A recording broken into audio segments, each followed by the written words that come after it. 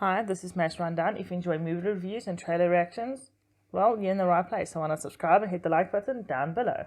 Today we're reviewing number 87. 7?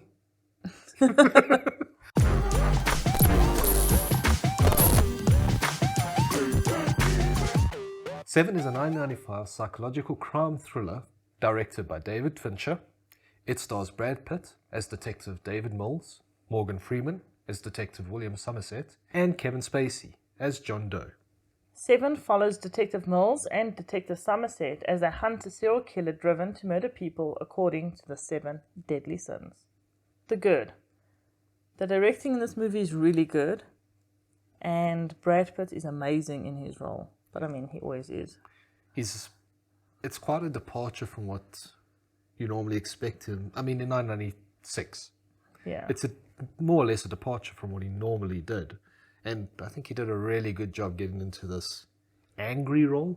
Yeah. I also think Kevin Spacey portrays a villain very well.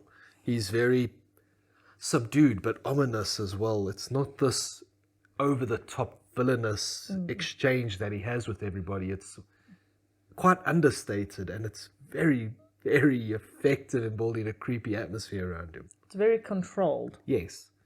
He does lose his cool once or twice with Detective Mills near the very end, but he still has everything under control. And I think also calling him John Doe, he has no past, no fingerprints, we know nothing about him. Even come the end of the movie, he's John Doe. We don't get a backstory on him. It adds to that psychological thriller aspect of his character and of the film itself. It's great. Yeah, and I think it also doesn't give credit to people who do terrible things because they are sad. And speaking of credit, they wanted to give Kevin Spacey the top bill at the beginning of the movie, but he said no, at the end I don't want people to know I'm in the movie almost, because I want it to be a surprise when I'm the killer. And it might have been a surprise for some people, but when you heard him phone Detective Mills at one point, at that point you know it's Kevin Spacey because he's got that very unique voice.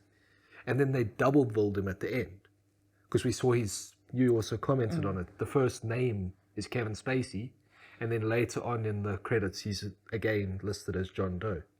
So he gets that like double billing to make up for missing in the beginning. Yeah, but I think it was smart because they kind of kept him in the shadows and didn't show his face most of the time, so it kept that mystery. It did, and it was, I mean, we knew it was Kevin Spacey, we've seen the movie, but the first time watching, you don't know who this killer is, and it's very cool. The movie is a very dark, gritty movie, and I think they do it really well. I think in every scene it's raining, which kind of adds to that depressing bleakness of it.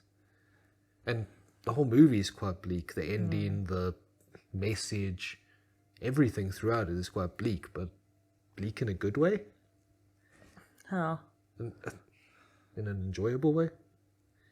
It's not... in an entertaining way, maybe. Yeah. It's good for the movie because it entertains. Yes. Yeah. The end, the studio wanted to change the end. They wanted to have John Doe kidnap Gwyneth Paltrow. And then it was a race for Detective Mills and Somerset to save her. And Brad Pitt was like, no, he'll pull out of the movie if they change the ending. And a lot of the people working on it were like, no, we can't change the ending. It's a bleak movie. And I think now it's not very well known for what's in the box. Yes. And if that scene was taken out, that would be, I think, a bit of a loss. Yeah, I think it's probably the most famous part of this whole movie. Yeah. And then thinking of the end, what makes it a good thriller is, yes, there's gore throughout it, not huge amounts, but also doesn't rely on that gore. It's not like you're getting this horrible feeling because you're seeing all this grossness. Look, like Gluttony, a lot of those were really gross and it was a bit gory, but the film didn't necessarily rely on the gore to disturb you. Yeah, Sloth was the goriest to me, but I think that whole thought process of keeping the end be more in your imagination rather than something you see is what made this a great thriller. Sometimes your imagination can be way worse than what someone can show you on TV. Yes. reading a bit of reviews and a bit of what people have said about the movie as well, there's a lot of complaints that there's no real humor in the movie. And I mean, there's not. It's not like any part where you giggle and break the tension. Despite the fact that a lot of people say, I mean, there were points of relief, maybe not humor, but that comic, that bit of relief when they do this. I think that's what makes Gwyneth Paltrow's death in the movie even sadder, because the only time we had relief was when we were with her. Yes.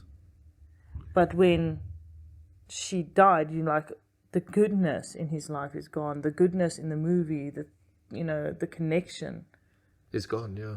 And she was one of the only good things in the movie, the kind of things that broke that tension that was building throughout it.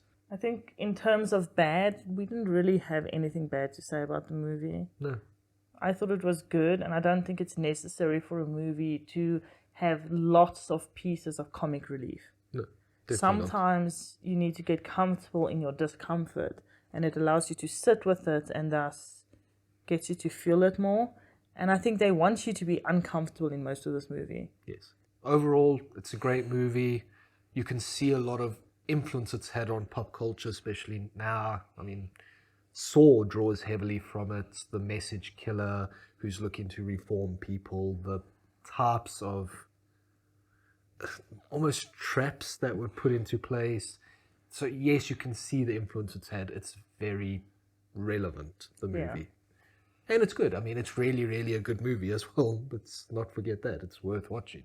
And I think this movie was a lot more on the punishing part. Yes. Which I think Saw essentially was about, not necessarily the reform, because most of the time they weren't reforming, they were punishing. Yes. So in overall ratings, I'd give it a 9.